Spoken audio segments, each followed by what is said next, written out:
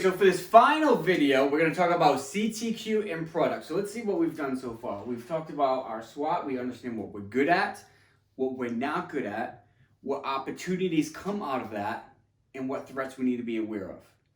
Then we went into targeting. We understand what our target market is. We understand what our segments are. And we understand why it's so important to pick specific segments for us to focus on, because our resources are limited. And we need to target our resources effectively. And we understood how one segment can lead to another and how that flows in the technology adoption life cycle. Okay? So now next I want to do CTQ. So you identify what segment you're going after. You know what you're good at. You know what target is in line with what you're good at, where you can find some opportunities. So now we got to talk about CTQ, because now we got to jump into our product. We know our strengths, we know our target, and now let's talk about our product. What does our product really need? And more importantly, what does our target audience truly need and truly want? That's when market research comes in voice of consumer. And in this week's information, you have a lot of different scenarios of useful tools that you guys can use to conduct consumer surveys and research and find out what the consumer wants. But what you gotta understand is, how do you use those insights to turn into a product? How do you use those insights to turn into a product, right? And that's where the CTQ comes in, critical to quality, critical to quality. So first what we're gonna have is need. And in need, what I'm gonna do is I'm gonna actually call that a benefit, okay? Or need, a benefit. Let me give you an example. Let's say you have an individual who needs to buy a car. And this individual, when they buy this car, they are a travel salesperson and they travel a lot. So one of the things that's really important with this person is comfortable, is comfort. This car has to be comfortable, because I gotta drive hours and hours and hours on the road. It has to be comfortable. That's what we call a benefit. It's an end result. Okay, it's an end result. This car is comfortable. We've all sat in cars where it feels like you're sitting on a cardboard box, and we've all sat in cars that felt like you were riding on cloud nine. Right? It has to be comfortable. But comfort is different to different people, isn't it? And different people need different things to have it comfortable. So you can't just say as an engineer, hey, this car is comfortable. We need to dive in a little bit more than this. What exactly makes this car comfortable? What do we need to do to ensure that this car has comfort? Right? So that goes into the next section where it's features. What a feature is a tangible. It has to be, and this can also be, we say a driver on CTQ terms, it has to be a tangible element. For example, a phone. A phone can be black, it can be blue, it can be gray, it can be green, it can be any color you can think of. It's definitive. It is definitely that color. A car can go to 0 to 60 in 2.4 seconds, okay? That's what a feature has to be. It has to be a tangible element. So if we want something comfortable, what are the tangible elements? The concrete, factual elements that can make this car comfortable. Okay, maybe the shocks. Maybe it has leather seats. Maybe the cushion material.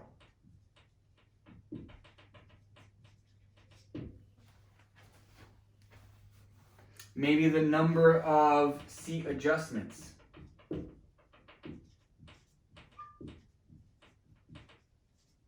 Okay? These are all features. Does your car have shocks or not? Right? That's definitive.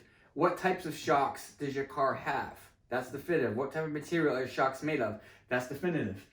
Leather seats. Your seats are either leather or they're not. It's definitive. Cushion material. The type of material your cushions are made of, the cushion of your seat is made out of, that's definitive. Number of adjustments that your seat has, right? As far as up, down, left, right, back, tilt, whatever it is, right? That's definitive. So that's what we're talking about with this right here. Now, Will you agree that the quality of your shocks give you a comfortable ride? Yeah, absolutely. Will you agree that leather seats, some people might like leather, some people might not, I don't know, but maybe it does. Cushion material, yeah, big difference. How your seat adjusts, absolutely. Those all impact comfort. Okay, so comfort is the end result and the perception of your target audience. The thing is, benefits are not finite. Benefits are not tangible. All right, a car goes fast. That's a benefit.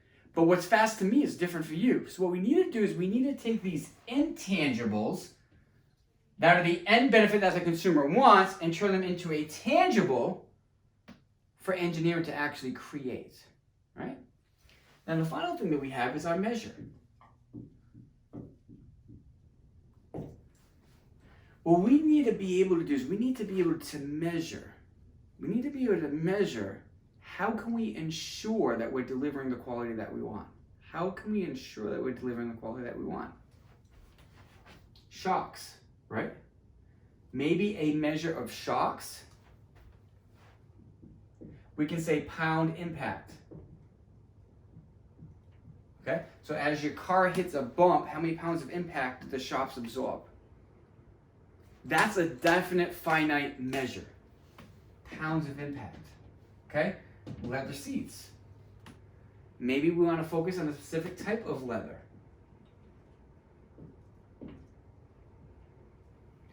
Cushion material. Maybe we want to, how many inches? Okay, whatever material that we're using, how many inches does this material are we putting into the car? That could make a benefit. Number of adjustments, all right? So this right here, we can actually talk about the electronics of what it actually does. Okay? So this right here is just one example of CTQ. Now, what are other elements that you get that you might want? Okay, you do fast. Maybe you want a car that's fast. Okay?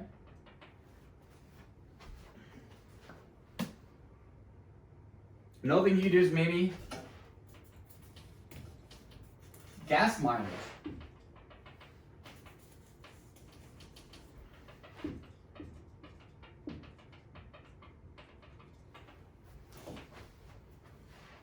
And you can talk about, okay, well, what different materials do I need to make my car more fuel efficient? This right here could be number of cylinders. This right here could be fuel intake. Okay, and then we go into the measurements. How big are the cylinders? What are the dimensions of the fuel intake? Right, so these are all things that we talk about. So what you're doing is you're starting with the benefit. What is that emotional end result that the consumer wants to have in order to buy your product? What is that emotional end result that the consumer needs to have in order to purchase that product? That's the consumer's end result. Now we got to work backwards. As far as feature and driver, what do you need to put into a product to make sure that it delivers that end result? What do you need to put in a product to make sure it delivers that end result? And final is, what measurements are you going to put in place to make sure that that feature is operating properly? Right? So that is CT. This is very powerful. This is really powerful. And you can use this in not only in product development, but in any type of business. What is important to your consumer? What are those key benefits that is important to your consumer? You start there. Now work backwards.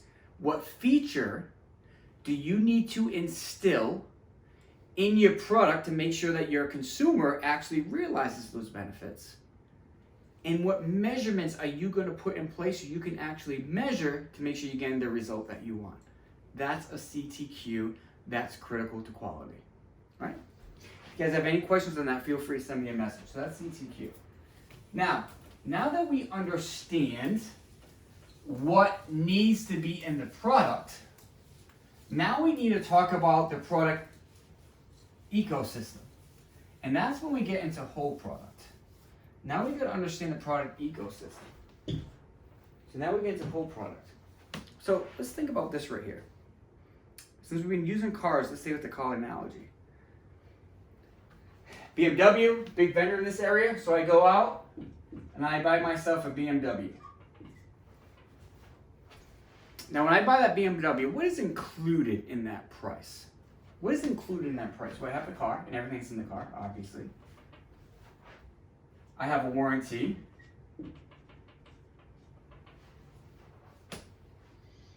Some people get XM Sirius radio for a year. Okay. Maintenance, maybe you get oil changes.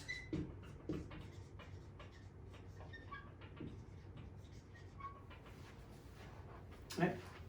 So when I buy a product, whatever comes in that box, that's what we call the generic product. That's what we call the generic product. The generic product is whatever comes in the box. If I buy a laptop and I open the box, what is in that laptop? That's the generic product. So now let's say I go off and I buy this product and I buy this car. Then I go in and let's say I'm driving for 3 weeks on end. Is there anything I need to do to that car? Can I just continue to drive it endlessly without any effort? No. What do I need?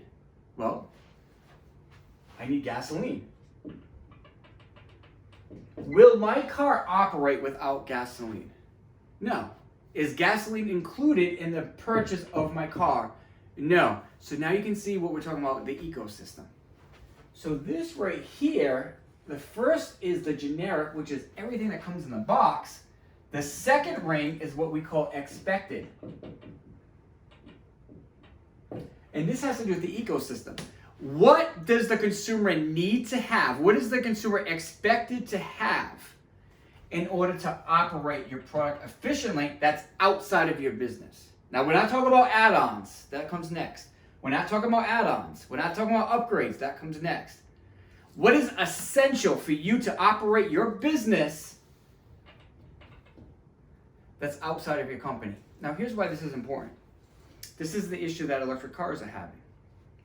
It is getting better, but when electric cars first came up, what was the big issue? Well, you get a gas station every corner in the US. Do you have an electrical charging point at every corner? No. So if you had an electrical car, how are you able to charge it? Now that comes outside. You don't get a charger when you buy your Tesla. So how are you going to charge the car? And that's why electric cars are mainly in the city areas right now, because they have the charge points. And it's difficult to find it in the rural areas just because that infrastructure is not there yet. But that's something you got to think of. That was one of the biggest hurdles with electrical cars right now, is where are you going to charge it? Here's another example, cell phones. You can go out and buy the newest iPhone. Is that it? You just need the iPhone and you're good? No. What do you need in order to operate your iPhone? What you need is telephone service. Whether you're doing Verizon or you're doing Spectrum or AT&T, you need service in order to operate your cell phone. That is the expected. The expected is what products or services do you need that are outside of your company but are essential for you to operate. You have to keep that in mind. Some of you might have expected products for your services. Some of you may not. Some of you may not. There are some things that you don't need this. There are some things that you do. But you have to be aware of whether you have it or not. Same thing with the electric cars. You have to understand that ecosystem. Next. When I bought my car, they asked if I wanted tires, winter tires. I bought it in Rhode Island, FYI. They asked if I wanted an extended warranty. And there were a bunch of other things that they tried to get me to upgrade to, which I didn't. This is what we call augmented product. This is what we call the augmented product. The augmented product. These are additional potentials, additional add-ons, additional options. They're not critical to the product. You don't have to have them. They just enhance the experience. When you buy a cell phone, they ask if you want a charger in a case. When you get a laptop, they'll ask if you want the extended warranty that you pay for. Right? So these are the optional elements. You don't need them. They're just optional. And then the final element is potential. The final element is potential.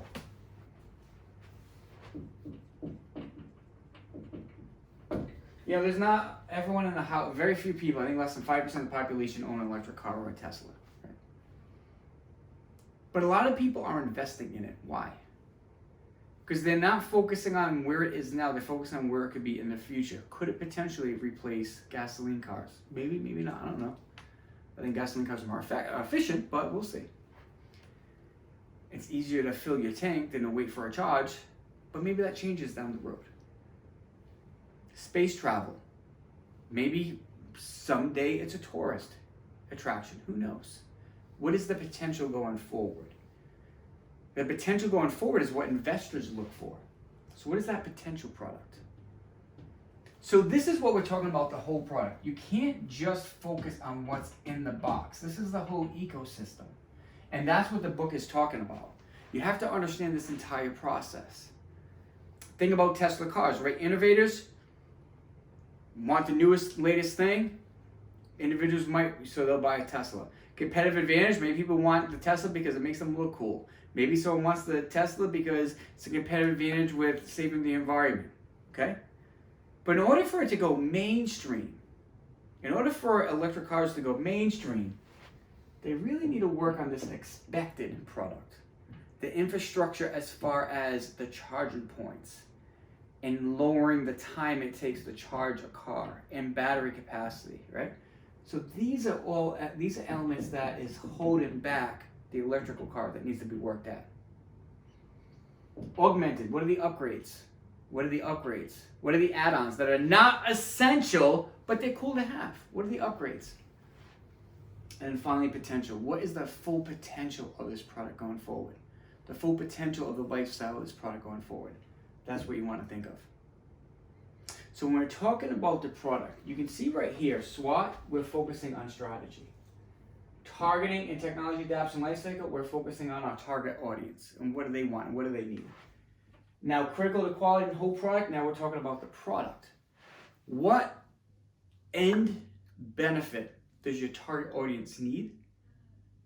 And the critical to quality, what features do we need to put into this product in order to realize that end benefit? What measures do we need to put into place to make sure we're fulfilling that? And then finally, with the whole product, now that we actually have the product that we're going to release, what actually comes with the product in the box when you make that purchase? What exactly does it come with? What is the consumer expected to buy outside of your product in order to use it, whether it's gas or a cell phone provider? What are the potential upgrades or add-ons that are not essential to the product but increase the experience of the product? And what is the true potential of the product going forward? What can this evolve into? Those are all things you guys want to think of as you're creating a product strategy. All right, guys, so that is this week. I hope this helped. If you have any questions, feel free to let me know. Talk to you soon.